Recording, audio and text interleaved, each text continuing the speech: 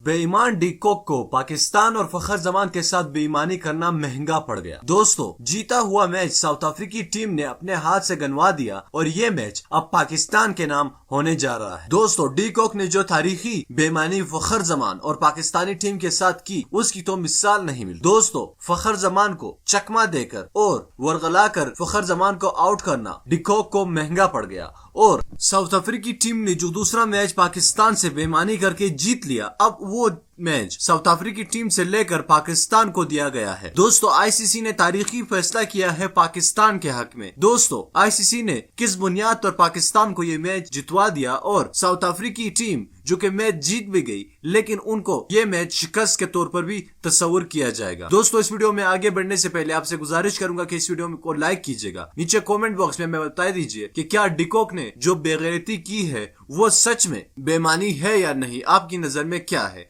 नीचे comment box में लाजमी बता दीजिए। दोस्तों, फखर जमान जिस तरह स्ट्राइक रेट और जिस तरह फॉर्म में थे कल, वो मैच पाकिस्तान जीत चुका था 100 में से 80%, क्योंकि उनके बॉलर्स की ऐसी पिटाई हो रही थी फखर जमान की जानिब से कि सब हैरान हो गए। फिर अचानक साउथ अफ्रीकी कप्तान क्विंटन डिकॉक ने पाकिस्तान के साथ बेईमानी करके फखर जमान को आउट कर दिया और पूरी दुनिया डिकॉक पर तुक रही। तब अचानक आईसीसी ने एक बड़ा फैसला सुना दिया और अपनी एक रूल्स शाये की कि उसके बुनियाद पर हम एक कमेटी रखने जा रहे हैं और ये मैच का फैसला ये कमेटी ही करेगी। अगर ये कमेटी कहेगी कि पाकिस्तान के साथ नाजायज हुआ है तो पाकिस्तान को मैच जितवा दिया जाएगा और साउथ अफ्रीकी टीम को भारी भरकम जुर्माना भी अदा करना पड़ेगा और ये मैच पाकिस्तान के नाम कर दिया जाएगा। अब आईसीसी के इस डिसीजन को हम सलाम पेश करते हैं। दोस्तों, आपको क्या लगता है कि क्या सच में डिकॉक ने बेईमानी की थी या नहीं, नीचे कमेंट बॉक्स में बता दीजिए। इस वीडियो को लाइक कीजिएगा, चैनल को लाजमी सब्सक्राइब कीजिए। अल्लाह हाफिज।